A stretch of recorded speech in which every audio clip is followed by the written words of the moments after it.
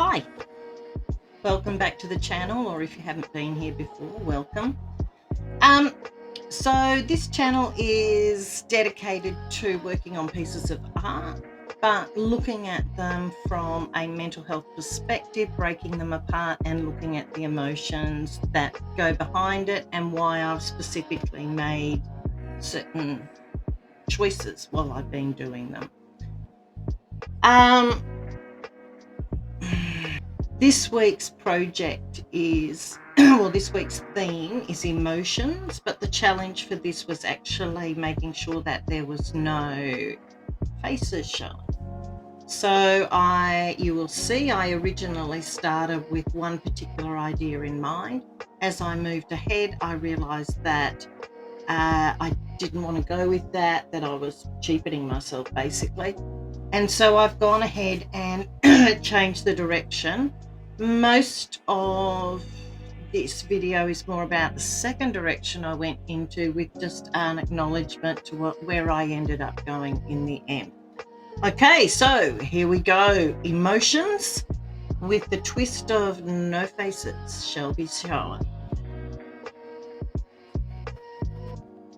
I asked ChatGPT what are emotions, and it gave me this big list of bits and pieces, and I just thought it was really interesting. So given that the theme this week is emotions and the challenge is not showing any heads, I thought I might just look at what emotions are and maybe include some kind of text within what I'm actually planning to create.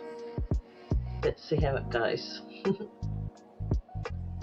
After I'd finished working on this little part and I'd taken it apart with ChatGPT, I realised that what I was actually making was a glorified Facebook post maybe.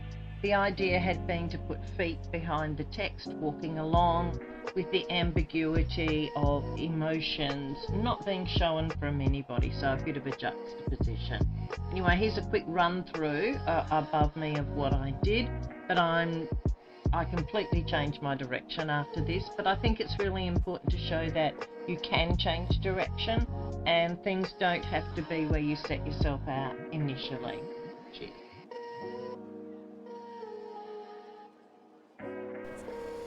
As soon as I worked out that was the wrong direction, I concentrated on, and I'd sort of been thinking about feet.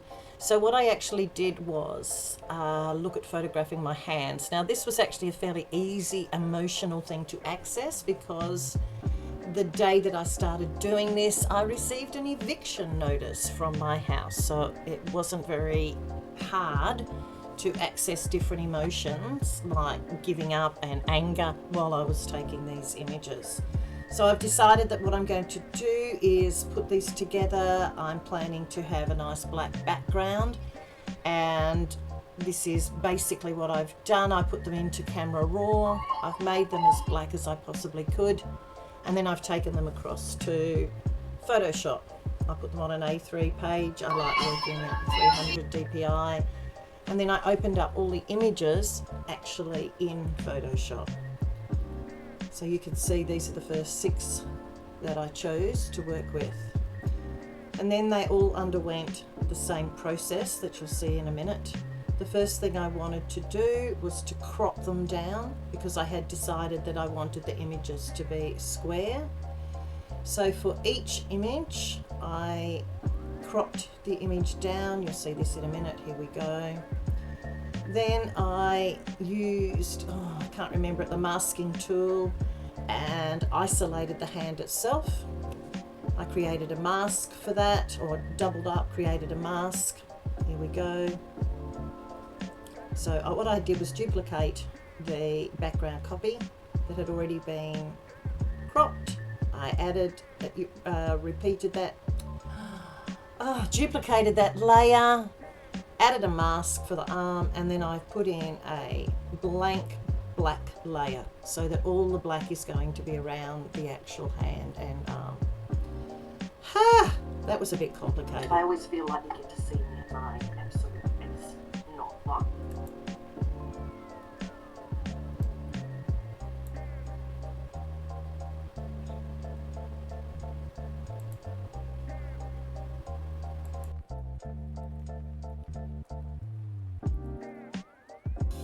I always feel like you get to see me at my absolute best. Not like I've got this crappy t-shirt on. Hello, sunshine. Never mind.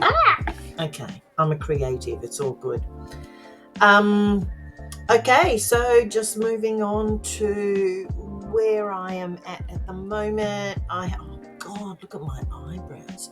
I have got my images all edited down to a square, and now I'm going to be putting them on a back template so that I can do my typology.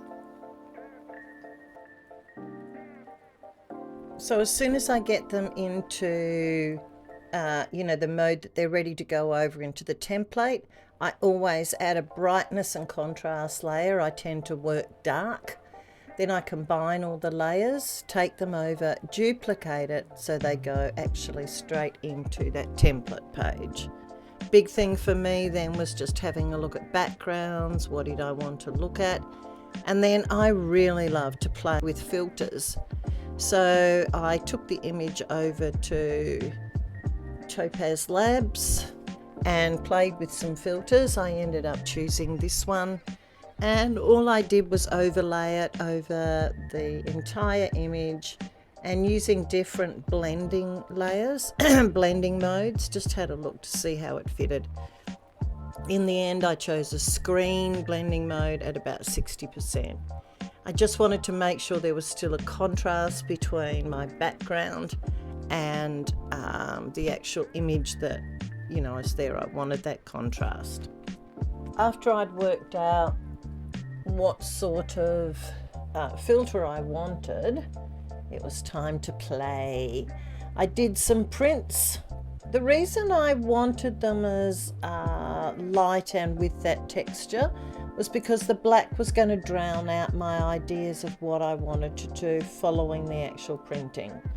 So I did a sample page. This is the sample page. I used different colours of tissue paper. I glued them on. I'll show you how I did that when I do the white ones in a little while. The idea was I really want colour shows emotion as much as anything else, and I really wanted to explore the idea of using the coloured tissue paper. I didn't know how translucent it was going to be, but even in this exercise, you'll see right at the end I have made a print of what it turned out like, but a lot of the time and effort that I had put into it didn't really follow through. Okay, so this was an original print.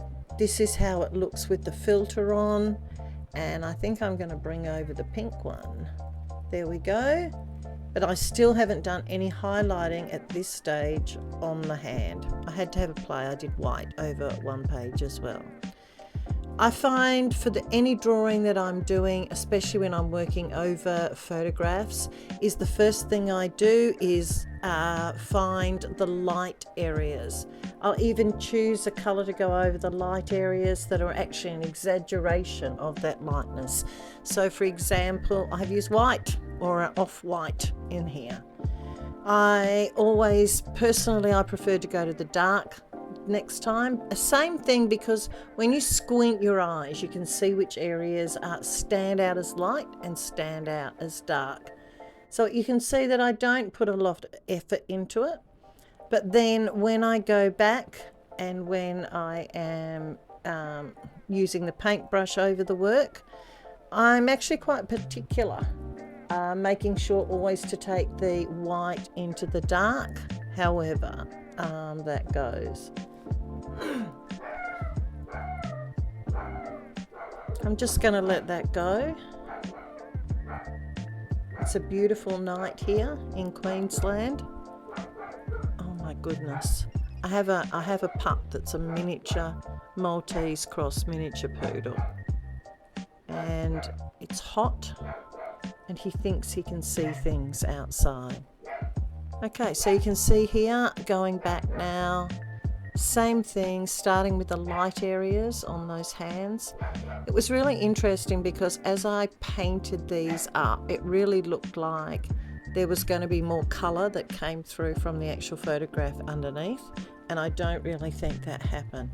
I'll be honest with you, for me this became a bit of a testing page, and I wasn't really as impressed in it as I could have been. I think I need to go and give my puppy a cuddle.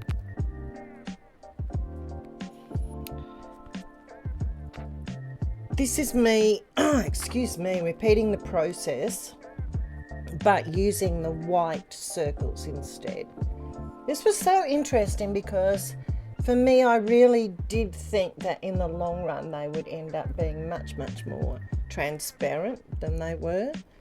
Maybe it was that the tissue paper was too thick for what I was looking at. But I'd done a piece of work a week or so ago before that where I'd had to put layers and layers and layers of the white on to have any impact at all. Anyway, so what I've used here is 2 parts PVA glue from Bunnings, just cheap glue. You don't have to get those fancy schmancy ones. And painting the background, and then I just paint a layer over the top as well.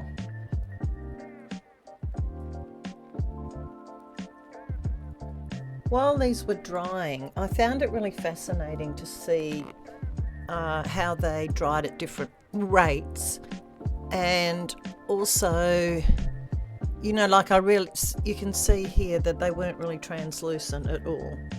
Anyway, I worked over the top of these exactly the same as I did in the coloured ones, highlighting the light, isolating the dark and the light, and then going back and using a fine paintbrush over the top. This has been a real challenge for me mental health-wise, dealing with this horrible person. Basically, this house has incredibly bad gutters. None of them work. And when I pointed out to him that he'd guaranteed he would be doing that work on them, he sent me a notice to leave. So that basically means I can take it to a higher level in terms of a retaliatory action. He was a little bit silly. He did send everything to me in an email, but that doesn't take away, oh my God, the stress and the anxiety that's coming up in the next couple of days. So this looking at emotions has actually been really, really good for me. It's made me really look at feelings. It's made me look at what clenching means in different ways.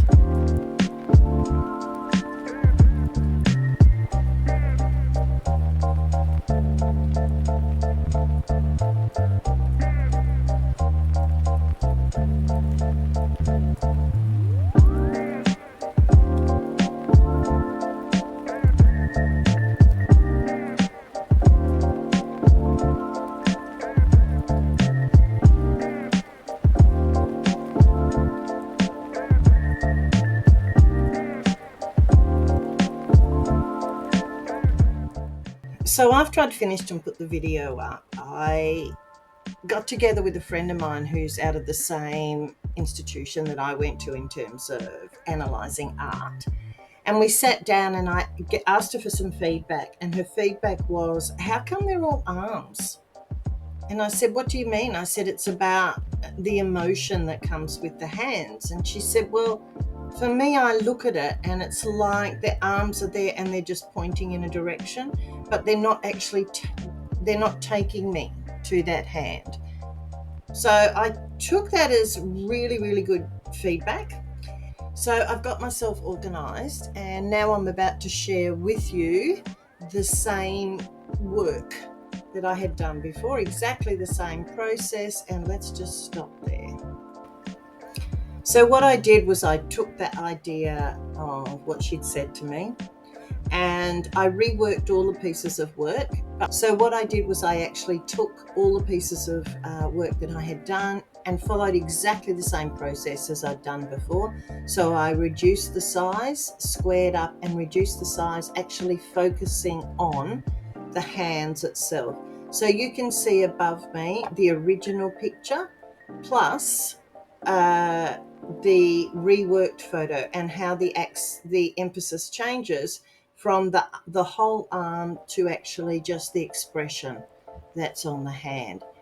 You'll also see in this little run, I just had to play with some tissue paper. I couldn't help myself. So I did a trial print. The print didn't work out. There's a whole lot on the top of it that's missing. But I did take that and I worked it with a bit of tissue paper to see what could happen. I really didn't like the outcome, very much like I didn't like the outcome of the earlier work, but I really like the look of just putting a yellow stripe through them, and maybe I'll be looking at doing something more subtle in the future. So enjoy.